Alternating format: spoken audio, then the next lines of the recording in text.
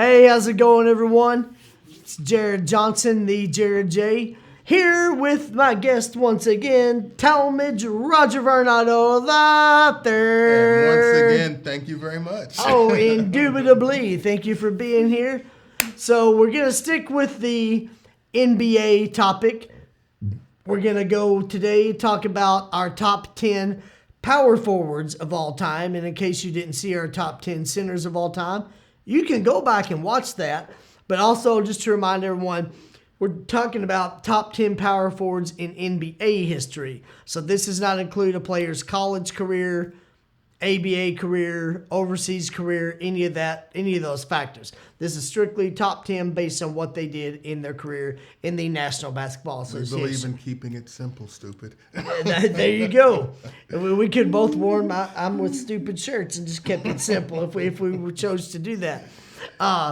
So, and like with all of our top 10 lists, I've not seen his list. He's not seen mine. So we'll be revealing these to one another as we go as well. So, Talmadge, you want to kick us off? Give us your number 10 and number 9. I will go with my number 10, and it is someone who I never saw play, but I've seen his name an awful lot. So, my number 10 power forward of all time is Dolph Schayes. Oh. Dolph Schayes averaged 18.2 points for his career, and he was a member of the Nationals, which was the team before the 76ers. Right, so that okay. tells you how far back this goes.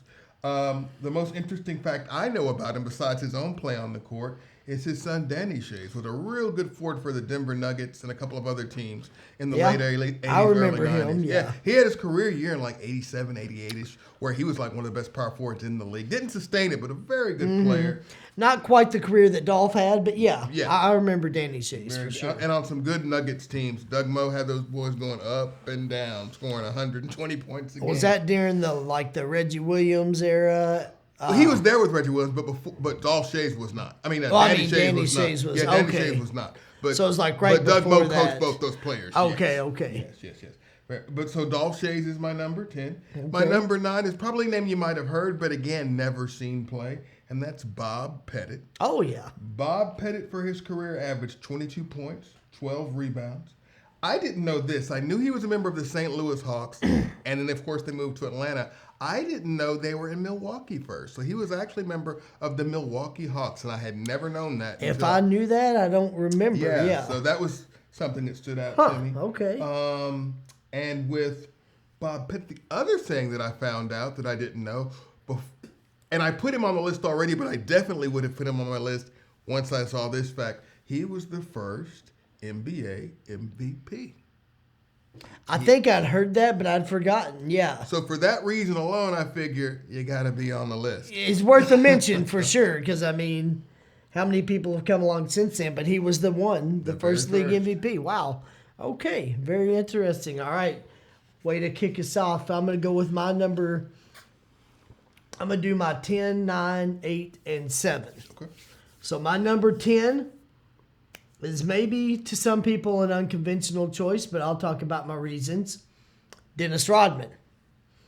6'7", 210 pounds, played 14 seasons, 2-time All-Star, 2-time Defensive Player of the Year, led the league in rebounding 7 consecutive seasons. His career averages 7.3 points and 13.1 rebounds per game. Those two stats alone answer 2 questions.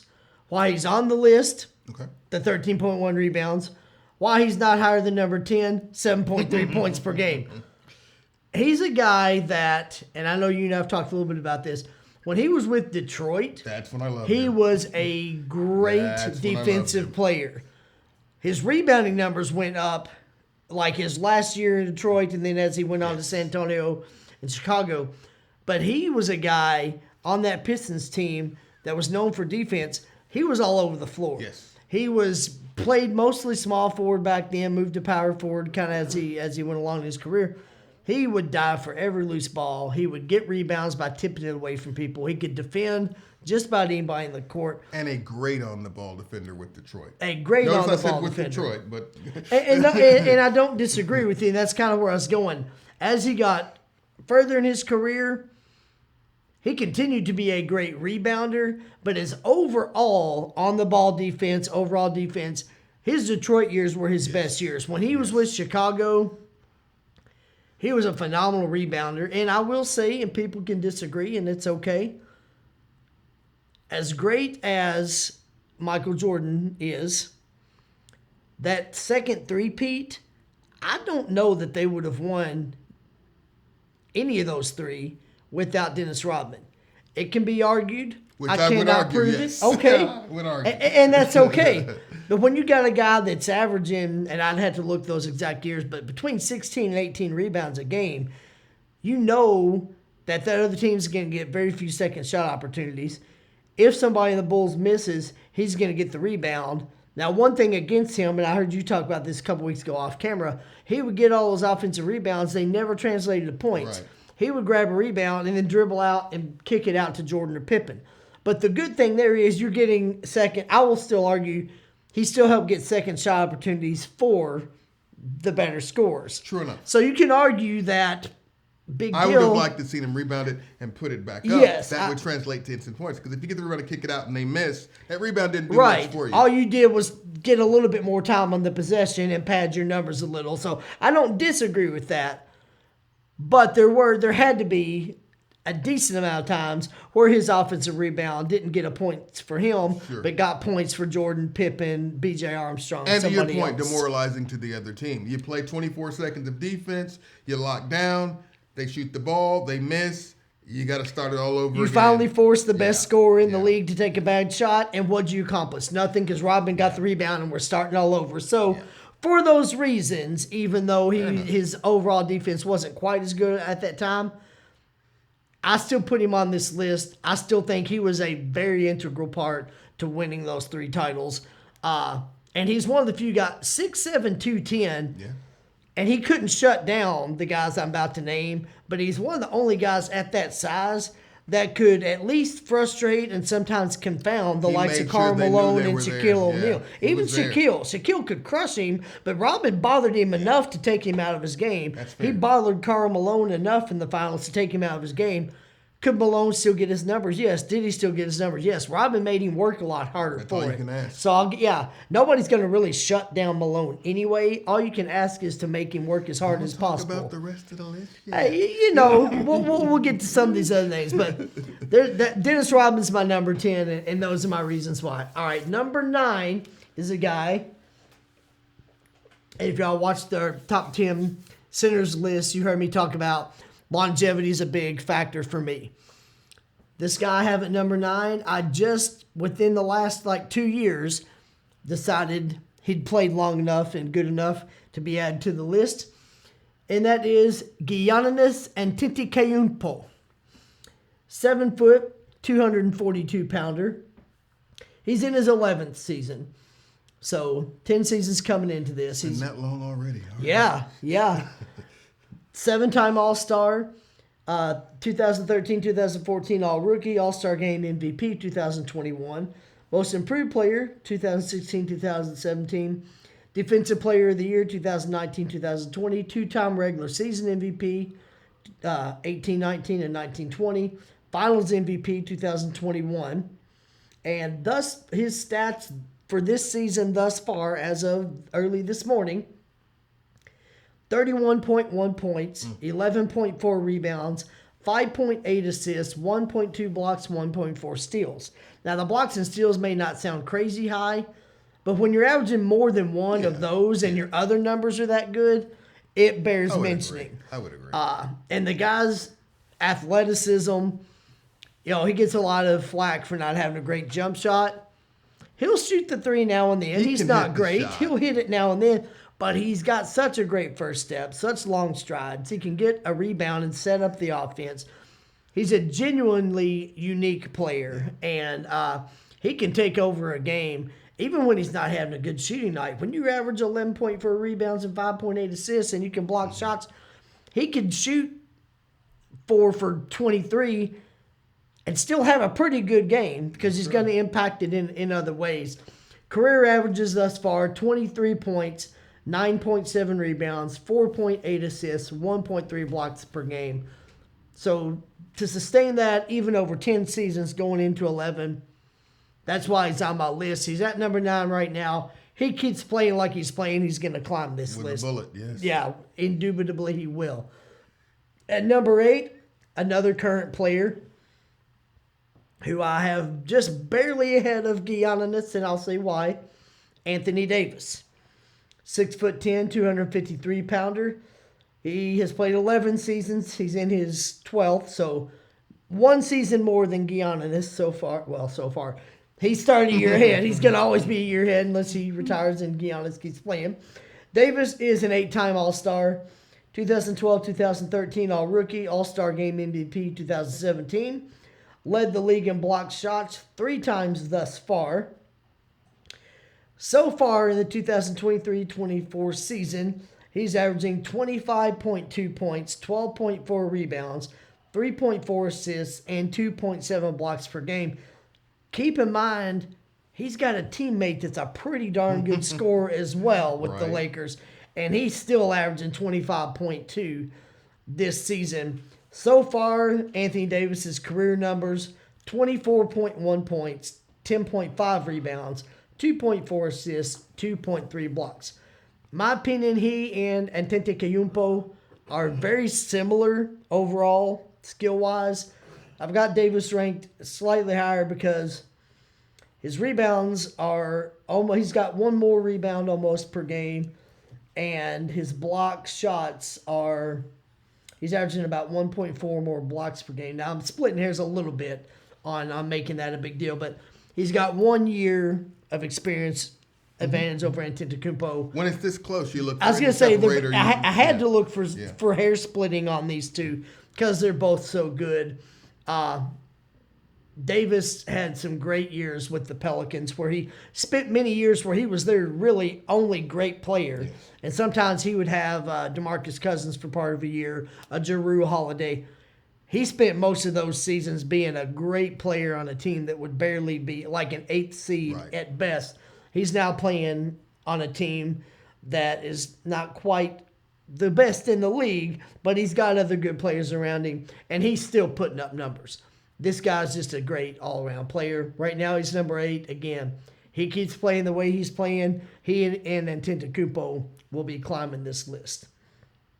And then I'll do my number 7 before kicking it back over to Talmadge.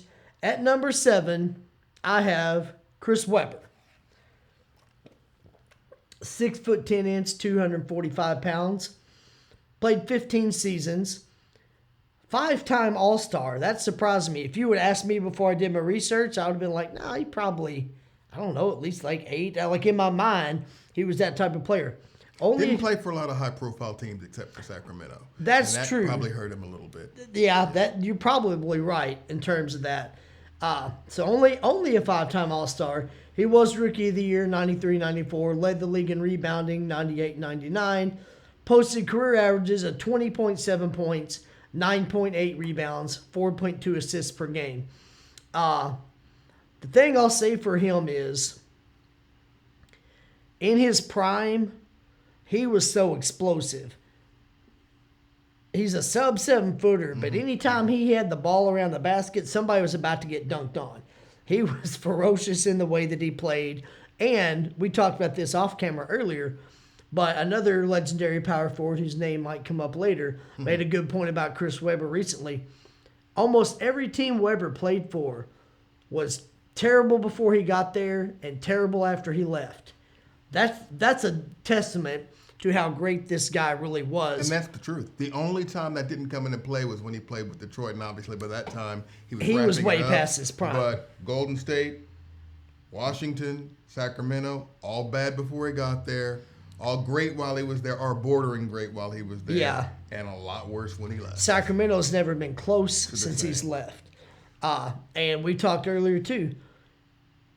During that Lakers three-peat with Kobe and Shaquille, Sacramento challenged them a few years and just about could, well, I won't even say just about. Sacramento probably could have beaten them at least once.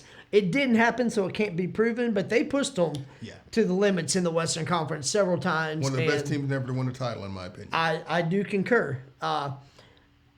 Weber to me, and he was a very good passer, very good ball handler, not a deadly 3-point shooter, but a good perimeter shooter, and just loved getting. He had great leadership too, that speaks to him making those teams better. But he had guys around him in Sacramento: Doug Christie, Mike Bibby, Jason Williams before that, Peja Stojakovic, Vlade Divac. He elevated the play of all those guys because he was smart enough to know, I'm going to put up some numbers. I'm going to get the defense worrying about me, and then I'm going to try to get the ball to these other guys. And one of the best passing power forwards, I would say, that I've ever seen. That Sacramento team shared the ball extremely well. They could score the ball. All of them. They distributed very well. So there's my pitch for Weber. And if you look at his numbers as we go along this list, there's some guys that the consensus is are ranked way ahead of him. If you look at his career numbers, he's right there with just about anybody on this list. In fact, I heard him not long ago on an episode of Open Court, and someone were talking about the greatest power forwards, and some names that will probably be on our list came up, and they were asking Chris Webber, do you think you belong in whatever, and he wouldn't flat out say I'm better or as good. He just said, y'all can let me know what y'all think. And this was a room of like Isaiah Thomas, Charles Barkley, Kenny Smith, Shaquille, Steve Smith. Weber said, y'all can say what y'all think. All I'm going to say is this. And he named 3 of the guys that they've been mentioning that are probably going to be on both of our lists. He named those 3, and he said, every one of them knew me really well. Yeah, I saw that. They had to contend with me in that Western Conference. They were very familiar with me. And he said, I'm going to leave it at that. So that speaks to how good he knows he was without just being arrogant about it. All right, so that was my 10, 9, 8, 7. You did your 10 and 9. Why don't you do your 8, 7, 6, and 5? All right. Number 8, I'm going to go with the great Kevin McHale. The reason why I go with Kevin McHale, if you talk about footwork, there's 3 guys I talk about. There's some guys joining the list recently, like we talked about Embiid in the previous video. Yeah. But until the recent folks, I would say Akeem Olajuwon, Tim Duncan, who I'm sure we'll mention later, It's a possibility, and Kevin McHale. On that block, footwork, how he would step under, step over, step around, score the basketball. In fact, the great Charles Barkley, another name we might see down the road, has often said Kevin McHale was the greatest player he ever played against. Yeah, he Keeping said that's in mind, the toughest guy he ever played all against. the great power forwards, and a lot of them on this list, and he said Kevin McHale was the best. Not to mention the fact that his profile was elevated by playing with the great Boston Celtics, but you can't subtract that from him either. He did it, they produced, and he is my number 8, and honestly could be higher, or because of the competition on this list could be lower, and I wouldn't argue it, but he definitely deserves a mention. But I'll say this real quick before you move on. You said that sometimes he's elevated because he played with the great Celtics. They're not the great Celtics without him being part of it. I agree. They were the reason they were obviously Larry Bird, Robert Parrish, Dennis Johnson. Without Kevin McHale, that's not the same team. Part of the reason they were that great was Kevin McHale. And people forget the many times he won 6 man. I don't know if he won it multiple times, but he was in the running He for was 6 man of the year. always in the conversation. I know he won it once. I Yeah. think he won it more than that. But early in his career, what he did for them off the bench, Oh, yeah. and how he established himself, he made that award something somebody would want to win. Him and Bobby Jones before him. But before that, no one that I know really cared about that. No, award because at it's all. almost like I don't want to be called that. That just reminds people that I don't start. But then exactly. you got somebody like Exactly. McHale who embraced it and made it something that people realize the importance of. Exactly. Number 7 is a name you've mentioned, the Greek Freak. Like you mentioned before, think he'll be higher on the list by the time it's all said and done. That's why it's so hard to add new folk to the list, because their careers aren't over and you don't know quite where to put them. Right. So some might think 7 is disrespectful, especially some of our younger viewers who don't really know some of the players. Some of the past. history, yeah. 'Cause when you look at him, you're probably wondering, how are there 6 guys better than this dude? Because he is that good. I know the term bully ball is used a lot with LeBron when he's going downhill. I'd say the Greek Freak took that mantle and ran with it. Almost in a literal sense. Because Yeah. at the top of the key, when he decides to go downhill, you're not going to stop him. He can score anytime he wants. And he does have the outside shot. I'm glad this year he doesn't take it as much because he's not as good a shooter as he thinks. But in the right time, the right place in the game, the right spot on the floor. It's a shot he can hit, so you better go out and guard him. And I love that he's not scared to shoot them, because even if he misses 3 in a row, he reminds the defense, if you're still dumb gotta enough to worry not come about at it. me, I will shoot out here. And what if I hit one when it counts? So I love that he does have that mentality, actually. Exactly. And number 6, I'm going to go with the Big E, Elvin Hayes. Great turnaround jumper. Left his mark in the game in the 60s in college, of course. In the program in the 60s and 70s, won a championship with the Washington Bullets. Was among the leading scorers. I think he's still top 5 all time. If not, he's in outside the top top 5. 10 for Okay, sure. okay. I don't know. I'd have to double check, but he was he's top up 5 there. for a long He time. was. But some folks have passed I him think up. like Kobe and Yeah. maybe even Shaquille. I And think I he's think been Dirk as past. well. He's been Dirk, I passed think, a little passed bit. him. But anyway, But yeah, to your point, he was top 5 for a long time. prolific scorer, great rebounder. Yeah. Just a great player that I feel like's gotten a little overlooked. Historians know who he is. I'm not trying to say he doesn't get his due, but as time goes on, it's just harder and harder to remember some of the older guys. But there was a point when Elvin Hayes could have called himself the best power forward of all time. Now, it might have been in the 70s and 80s, but still, But he there was could- a time when he could do you're it. right. And then you want me to go to number 5 as well? Yeah, go ahead and do your number 5, and then I'll go back to mine. All right, I'm going to go with a more familiar name now, and that's one of the most versatile power forwards that's ever played the game, and that's the great Charles Barkley. When it came to running the floor, when he was in shape, rebounding, scoring on the block, and just being tenacious as a scorer. He was listed at 6'6". He was 6'4.5". I've heard him admit to being 6'4", so yeah. And when he got on that block, he knew how to read that double team, and if you dropped down to double him, he was a good enough passer to kick it out. Not as good an outside shooter as he thought, but again, could hit the shot and could take you off the dribble when he faced you up. So very versatile player, and he competed in the air with a lot of great power forwards. Some of them we mentioned, some you mentioned, the Chris Webbers of the world. There's some names coming up on the list he competed against, and always held his own against each and every one of them. And you could argue that 5's too low for him, but again, such a hard list, so many great players. Yeah. Charles Barkley is my number 5. All right. And we don't want to pass up the fact that one time when Chris Webber was a rookie on a fast break, Barkley went to foul him. Webber goes behind the back and just dunks it right in Barkley's face, and they still talk about it. Well, as someone who has a brother that grew up in the Auburn area, I didn't want to bring that up since Charles was from Auburn. Well, see, but you let me bring it up, so that's all right. All right, so I'll do my number 6 and number 5. At number 6, a name that Talmadge hasn't mentioned yet, but might be on the list, I've got Kevin Garnett. Now, according to Basketball Reference, 6'11", 240 pounds. Not that this matters, but I do not buy him being 240 pounds. I'm sorry. If Webber was 6'10", 245, if David Robinson was 7'1", 235, I'm sorry, Garnett, with your broomsticks, you're not 240. If those guys are, doesn't matter about his greatness, but when I read that, I was like, I'm not so sure about that. Yeah, I'm not. Like, I might not believe that for 186 or 7 more days. But to Garnett's, to speak to his greatness, 21 seasons. I could stop right there and say that qualifies him to be in this conversation. 15-time All-Star, 95-96 All-Rookie, came straight out of high school, came in as an 18-year-old. Yes. 2003 All-Star Game MVP, Defensive Player of the Year, 2007-2008, League MVP, 2003-2004, led the league in rebounding 4 consecutive seasons, posted career averages of 17.8 points, 10.0 rebounds, 3.7 assists per game. And when you talk about athleticism and versatility,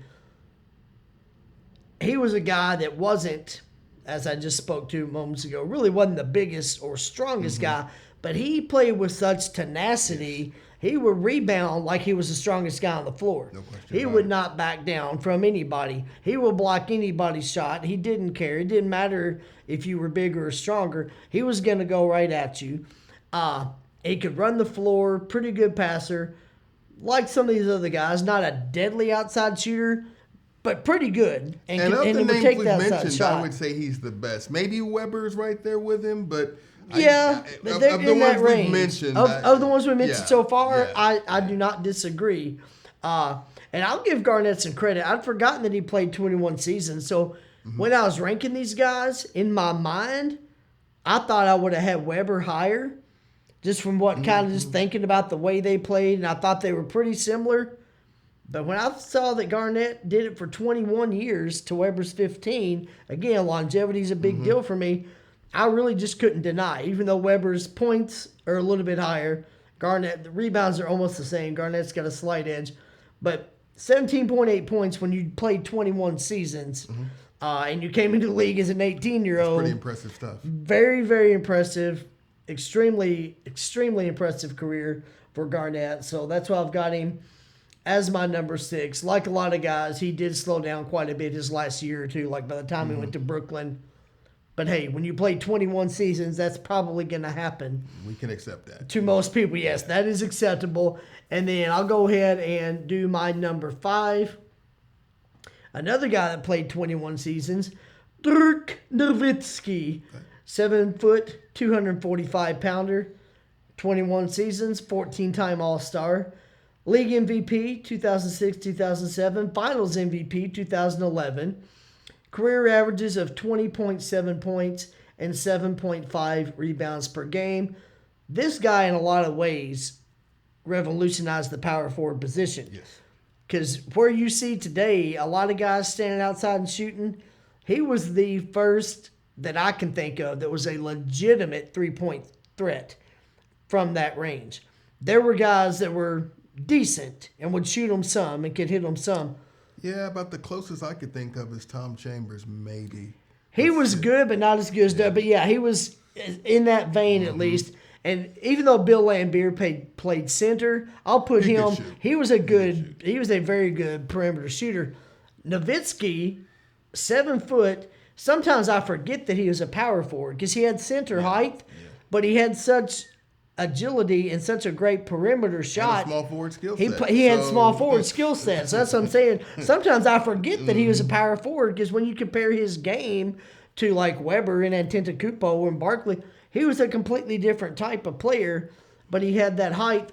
The biggest knock I will say on him, and people again can agree or disagree. You're 7 feet tall. I understand that you have more of a small forward skill set. Great perimeter shooter. You're 7 feet tall and you average 7.5 rebounds a game for a career. That's why he's only number 5 on my list. Great player, great shooter. Even in his prime, if he averaged 10 rebounds a game, it was like once in a while. He was just never a great rebounder. And, hey, agree or disagree, if you're 7 foot, you got to be grabbing more than 7.5 boards a game for your career. When I look at guys that are small forwards and some guards that average that many rebounds, that's really my only thing against Dirk. He was a great player, great shooter, and all of that. A lot of respect for the guy, but that's why he's only number 5 on my list. All right, so we have 4 more to go on our list. This is where it's going to get even more challenging. But before we get there, let's go ahead and hear a word from our sponsor, and we will be right back to you. Hello, my name is Montgomery the Apples the Turd. Buttered toast. Is it what you love the most? Or would you prefer a helping of pot roast? Are you the type that loves the convenience of placing bread into a toaster? Or would you prefer to order up some Kenny Rogers Roaster? Figuring these things out could become a mental roller coaster. I am Montgomery the Apples the Turd. And these are my thoughts. Have a good day! All right, and welcome back. Going through our top 10 power forward lists of all time. We are down to the top 4 for each of us. So, Talmadge, why don't you give us your number 4 and number 3? Oddly enough, it's a name you just mentioned. I'm going to go with Dirk. All right. The reason why I've got him at number 4, a lot of it you've mentioned. I just feel like I put him this high on the list because of what you said. He redefined the position. Yeah. He made it acceptable to do what he did on a more consistent basis. More players emulated his skill set, I think, than many others because it was so different. The one pushback I would give when you were talking about the rebounding piece, it kind of goes what we talked about off camera before. I think players like him have made the NBA become less position oriented. True. And so while we have to place a label on something because our society loves to do that, we call him a power forward, but I think we only called him a power forward because he was 7 feet. Right. Not because he had the skill set of a power forward. And I think a good coach realizes I'm not going to try to get somebody to do something they're not great at doing. So I'm going to put players around him that are better rebounders. For example, when Shawn Marion was there, he played small forward, but I would say per possession, Marion was probably a better rebounder than Dirk because they knew, okay, Dirk's not a rebounder. They could have easily said Dirk was a small forward. Yeah. And then you wouldn't be worried about how many rebounds he got. It's just because a label we give the person sometimes it detracts from the numbers they put up. But because he redefined the position, because he came along and kind of started that positionless basketball thing. Yeah. This doesn't always play into, but I think in his case it does. Being an international player, he got more European players to want to emulate him and come over. Oh, yeah. And gets credit for that as well. So for those reasons above, he did win his championship. He did win an MVP. He did redefine the position. So for that reason, I've got him at number 4. And you did mention this. He did have some years where he was approaching 10 in rebounds, especially towards the end of the middle of his career. He rebounded the basketball a lot better than he did early on. So the numbers are kind of warped. And before he slowed down. So there was that middle section where you're absolutely right. But I'm not arguing your point because one's got him at 4, one's got him at 5. We've got him at basically at 5. But that's just my side of it. Yeah. Number 3, and this is where it got really tough for me. Oh, yeah. Actually, from 5 on, it got tough. But number 3, I'm going to go with the mailman, Karl Malone. Okay. Because he delivered over and over and over and over again. Had a great outside shot. Of course, had the great relationship with John Stockton. Was a great rebounder. One thing I don't think he gets enough credit for is his defense as far as getting steals because his hands were so strong. He had this move where he would just swipe down on the ball and he was going to get that ball every time. If he swiped down, it was coming out. Not too many people were going to hold on to the ball after he got it. Played the passing lanes really well and was on successful Utah teams forever, ever, and ever. Didn't get the championship, so some would hold that against him, but we've talked about that in a previous video. I agree with you. I typically don't. Now, if I'm using that for a tiebreaker between two people, maybe I'll say, well, I'll pick this player over this one because he won a title or he won more titles. Okay. But just generally as you have to win a bunch of titles to be high on my list, I don't, subscribe to that philosophy, much like yourself. And so Carmelo, and people forget, he's top 5 scoring all time. I think he's number 3 still. Yeah, he's 3. So for all those reasons, I'm going to go with Mr. Carmelo. All right. He's your number 3. All right. I'll do my number 4 and number 3. And as Talmadge just alluded to, my goodness, this is where it got difficult. Like ranking, I came up with my top 10 power forwards fairly easily, putting them in order. And I said this with my list of centers. Y'all don't know how much time I spent doing this. I didn't wake up this morning and say, yeah, these are my 10 guys. This took me some time. I pitched this idea to you couple months ago probably, and we're just getting to it. I spent a lot of time putting these guys in order, and there was a time where I almost couldn't rank the top 3, but I was like, nope, y'all are doing a true top 10 list. You're not going to say there's a 3-way tie. You're going to find some hairs to split and put them in order and give your reasons to stand by it. So having said that, my number 4 is a guy that Talmadge already mentioned, Elvin Hayes, 6'9", 235 pounds, played 16 seasons, 12-time All-Star, All-Rookie, 68-69, led the league in scoring as a rookie, led the league in rebounding twice, career averages of 21 points, 12.5 rebounds per game. At one time, and I'd have to double check, I think he's still in the top 10 all time in both scoring and rebounding. Yes. Very few outside of Wilt Chamberlain, and there's very few people that are in the top 10 In both. all time in both of those categories. And I think we were off camera when we talked about what I'm about to say. He's a guy that, unfortunately, I think people have forgotten over time. People that are like hardcore basketball We know. fans Right. know, but a lot of the younger generation, Have and no even idea. guys that are 10 years younger than I am, maybe just don't really realize how good Elvin Hayes was. Because I didn't see the guy play. That was before I remember watching basketball. Regrettably, I did. But I was really young. I was real young. You got me by a few years. But so, yeah, I did not see him play. But I've educated myself to know this guy was a great power forward. I respect him enough to put him number 4 on my list above guys that I have. I saw every one of these other guys that were 10 through 5, I did watch play. Gotcha. And so Elvin Hayes, I respect his career enough. He's number 4 on my list. Unfortunately, I think time has not been as kind to him. So if you're not familiar with Elvin Hayes, go look him up. I'm sure you Please can do. find some clips It's well on worth the YouTube. view. Well worth watching. Truly one of the best power forwards. And as Talmadge said earlier, there was a time where there wouldn't have been much argument saying he was the best power forward in the league. 70s and even early 80s, probably. At number 3. I hate to be redundant, I really do, but y'all don't know how hard this was to rank these guys. At number 3, and there will be some disagreements. There may be some backlashing and some gnashing of teeth. Some weeping to go along with it. My number 3 is Tim Duncan. Wow. Yes, Wow. I have him as number 3. These top 3 could have gone in almost any order.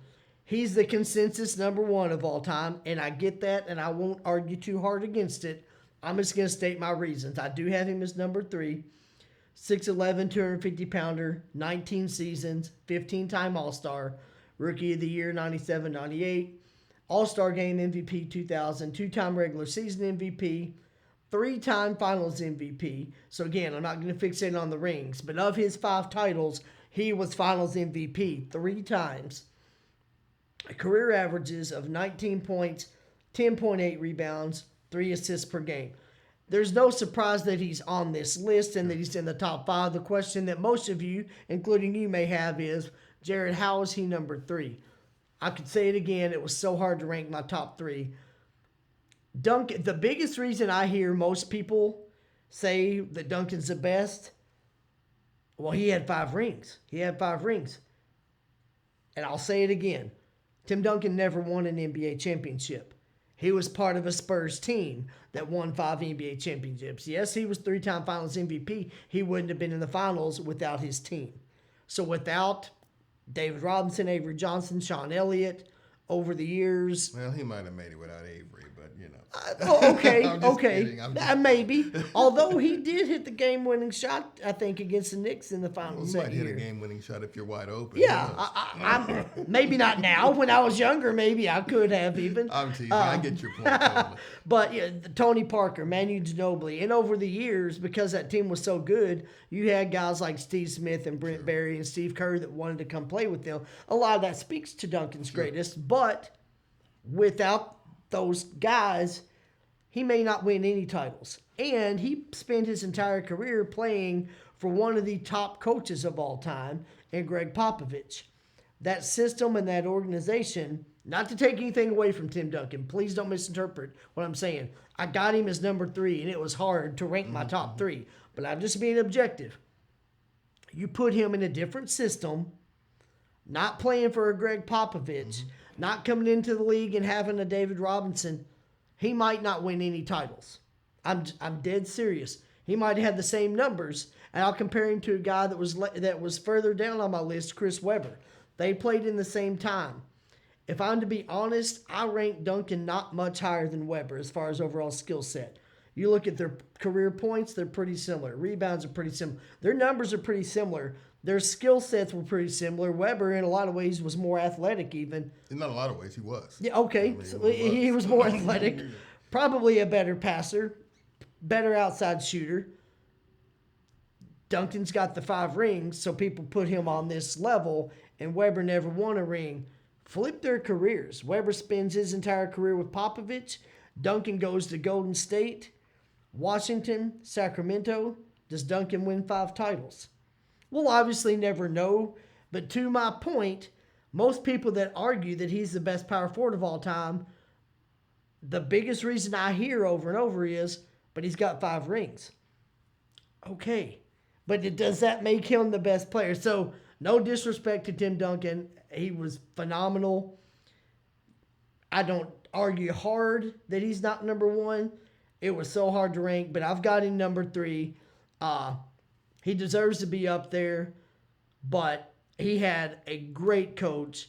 Most of his career, he had solid players around him. Kawhi Leonard, I didn't even mention him. He's another one. Without all those other guys around him, I'm sorry, he would have been a great power forward that could have been on some losing teams. And to me, he'd still be as good a player, but all the argument of he's a consensus number 1 wouldn't be there without the success. So you're number 2? All right, so we are down to our top 2. So why don't you do your number 2? I'll do my number 2, and then we'll do our number 1s. Okay.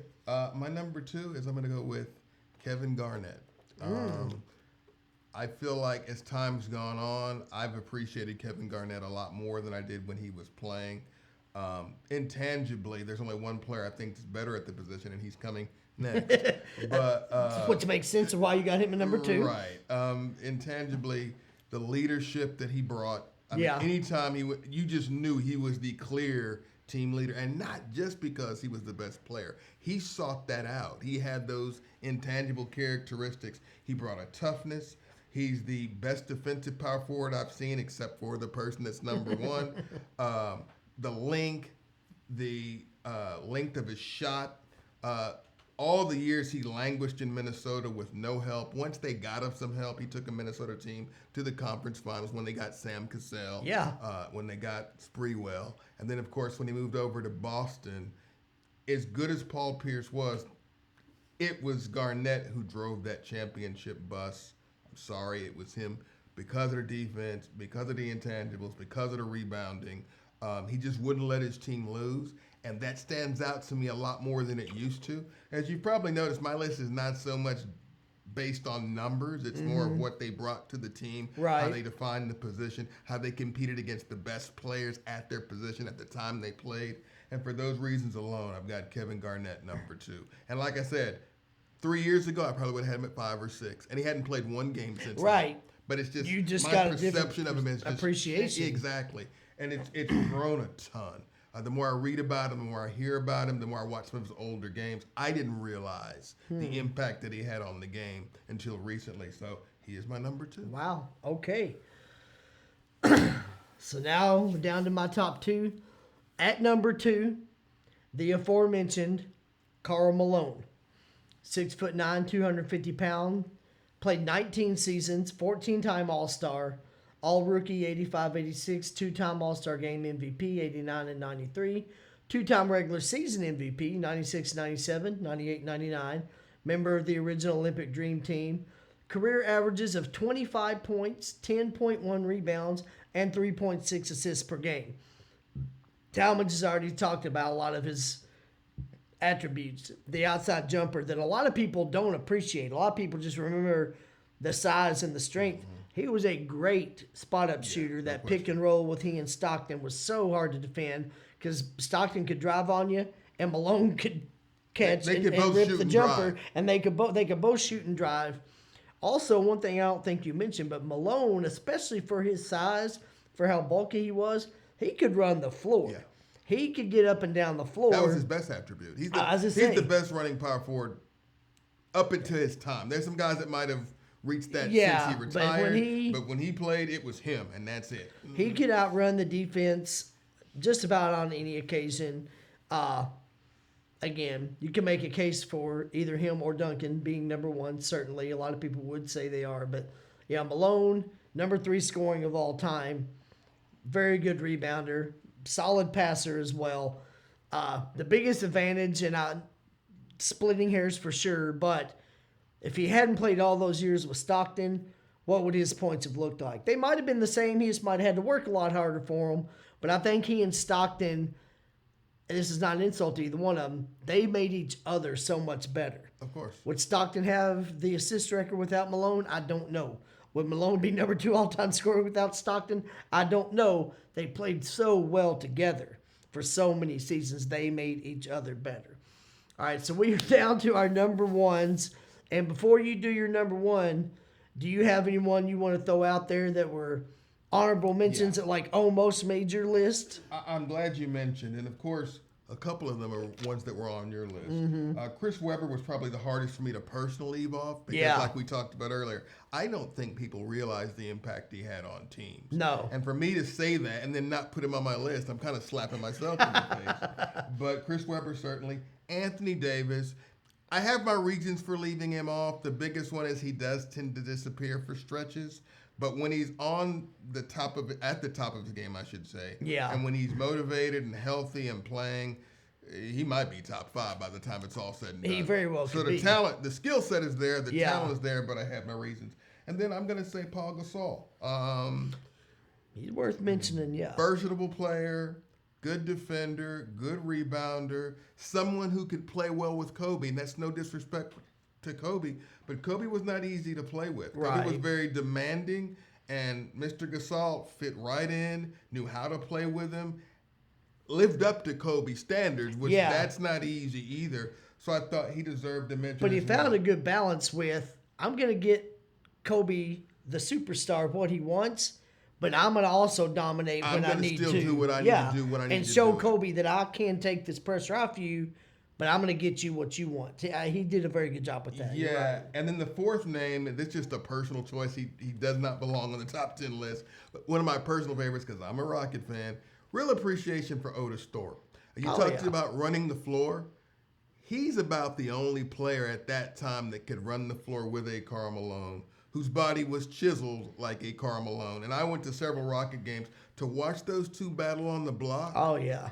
It was just like watching two bulls in a china shop. Now, Malone was clearly better, but he knew Otis was going to get in there. He was going to know that Otis played against him. He was in a game with Otis that night. And Otis, like Mikhail, had a very wide shoulder frame. He was just hard to get around. Just the way he was built. Yeah. And actually, all those years he played with the team, most years Otis led the team in dunks. Because he doubt that. Because he ran the floor. The ball in his hands looked like a baseball. He had great big mitts and had control of the ball. Only thing that held him back is he wasn't a great jump shooter, and he didn't really have a post-up game. He got all of his points off fast breaks, rebounds.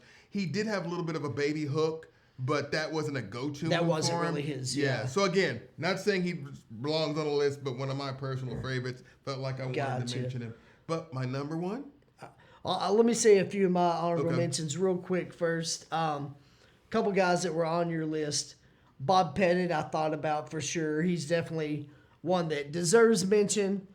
I went with Webber and Anthony Davis over him for the reasons I gave, and even Rodman just because of the rebounding at his size. And then maybe the hardest one for me to leave out was Kevin McHale. Up until the past couple of years, McHale was a fixture on my top 10 list.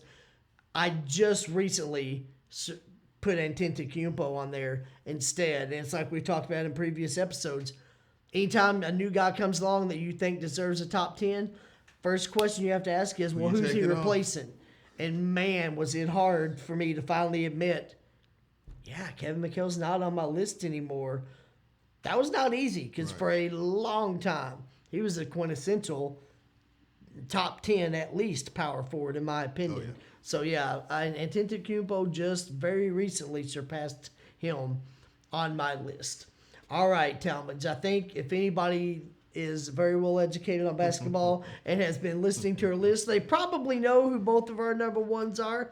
But go ahead and talk about your number one. I will make it official, and it is Mr. Tim Duncan. I won't go over his stats or his accomplishments because you. Hold on, I can do it for you. I'm kidding. Go ahead. You did it very well. I will say this to kind of combat some of the argument that you made. Not saying that you're wrong, but here's a different perspective. Yes, Popovich is a great coach. I would never say that he's not. That'd be foolish and stupid, and you'd probably stop watching me on these podcasts if I said that. But while you said, how would Tim Duncan do without Pop, I could ask the question, what's Pop done without Tim Duncan? Very valid. 100% very valid. Not much. I would also say, yes, he played with David Robinson, but how many players are good enough? Because Robinson had some injuries, but he was still at his prime, or so we thought, okay? Pretty much, yeah.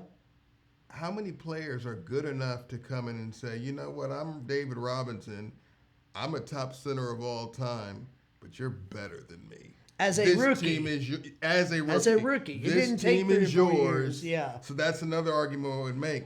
Because not too many folks are going to be able to say, year one, I'm better than David Robinson. I'm now the star with David Robinson and it was on my right, team. and it was true. It was time to make that shift, yeah. So those are the two things. And then thirdly, I would say the one thing that can't be quantified by stats, the reason why I put Duncan on the list, is not the championships themselves, but the defense that he played. He was the best defensive power forward I've ever seen when it comes to defensive positioning, when it comes to blocking shots, and even offensively. He knew when he had to be the scorer. Yes, you mentioned all the other guys around him, but guess what? When the game was on the line and the Spurs needed a bucket on that block, Oh, yeah. Timmy Duncan was automatic. He was going to use glass. He was going to use angles. He was going to use finesse. He was going to use power. And he was going to deliver that victory because of his defense, his intangibles, and everything else he brought to the table. And he maintained that Spurs standard. Yes, all those other players helped. And Kawhi, especially towards the end, was the better player. Yeah. But I guarantee you, those players coming in to that environment without a Timmy Duncan, I'm not sure that standard had been set without him. And I'll even add to that, most of those guys I mentioned that wanted to play for the Spurs, without Tim Duncan, they wouldn't have even wanted to come there. And you kind of touched on that a little bit. Yeah, I touched on that a little bit. But even with Parker and Ginobili, Steve Smith, Brent Barry, all those guys that had played for other teams and haven't won a title, San Antonio's not their preferred destination if Tim Duncan's not there, because he was the centerpiece of that franchise. So, but that's why I choose Jimmy. Like I said, stat-wise, you mentioned one. Chris Webber, you could make Chris Webber the number one on the list if you're going off of numbers alone. And we mentioned, I'm not saying he didn't have impact on teams because he did, but I'm just saying I understand Duncan's numbers might not be with some of these guys, but when you look at the totality of what he did and his impact, that's why he's number one to me. Okay. And see, that's an intelligent argument, because you didn't just say, well, there's 5 rings and stop right there. So I can accept that. And indirectly, that's part of it, because obviously all those things he did resulted in the 5 culminated championships. in that, yes. But yes, I'm talking about the steps You it took talked to about get the there. things he brought to the team that then contributed to the winning of the championships. So, yeah, I do not disagree with that. Like I said, my top 3 could be shuffled. I, for the longest time, considered it a 3-way tie, but I forced myself to rank them for this podcast. You know I wouldn't let you do this podcast with a 3-person tie. No, that would have been that foolishness. Right. All right, so my number 1, if you've been paying attention, you know who it is. The man that was often referred to as the round mound of rebound, Charles Barkley. Listed as 6'6", 252 pounds, admits to being 6'4". Played 16 seasons, 11-time All-Star, All-Rookie 1984-1985, All-Star Game MVP 91, led the league in rebounding 86-87, League MVP 92-93, member of the original Olympic Dream Team, who he also actually led the Dream Team in scoring, averaged 18.7 points per game on that team. Career averages of 22.1 points, 11.7 rebounds, 3.9 assists per game.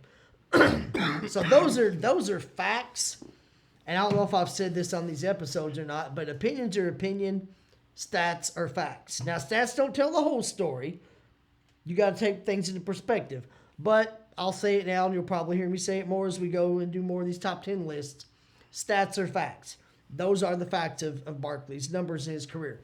Here's why, my perspective on why I say he's number 1. Talmadge talked about some of it. His ability to run the floor. Pretty good jump shooter. He took some ill-advised threes from time to time, but solid perimeter shooter. You had to respect the shot. You couldn't just say we don't care. And one thing I don't think you mentioned, he had a great spin move in the post. If he felt the double team coming, he was a good passer and could pass out of it, but he would oftentimes just spin the other way, take you baseline, and dunk in somebody's face that was significantly taller than he was.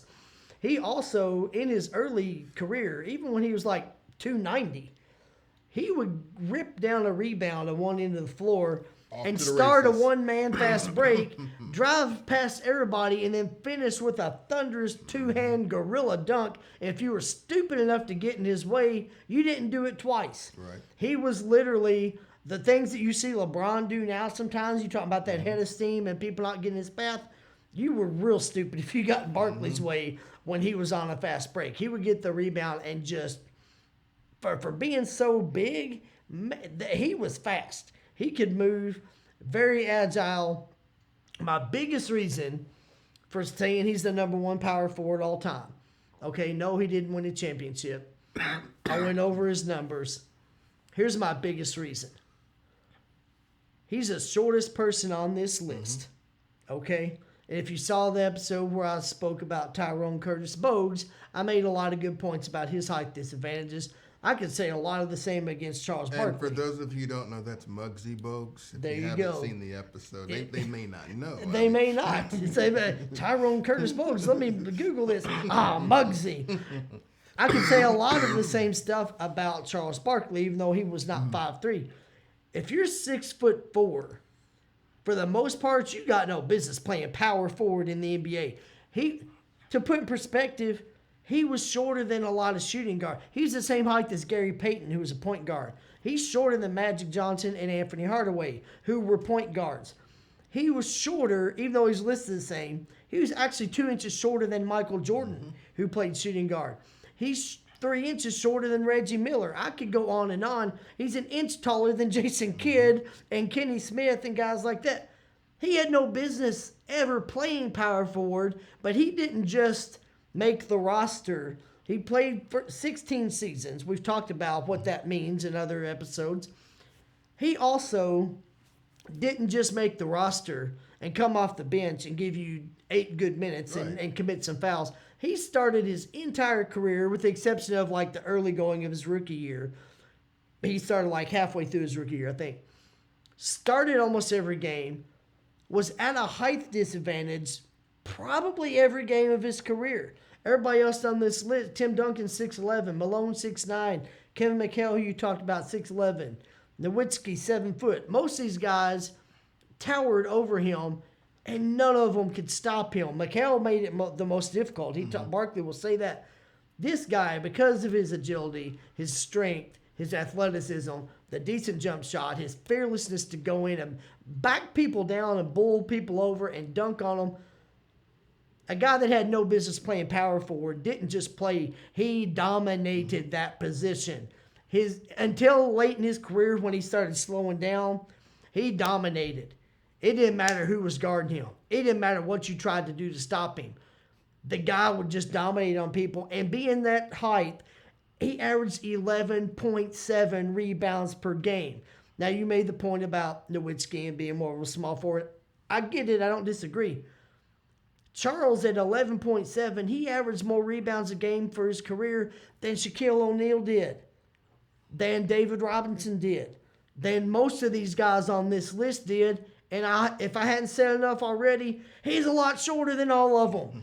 And he got those rebounds at a sheer will and tenacity. And just the fact that he went out there and decided, I'm going to get this ball when it comes off the rim. I don't care what your height is versus mine. If I want that ball, I'm going to get it, and you cannot stop me. And then I'm going to dunk on you on the other end because I'm going to decide to do it.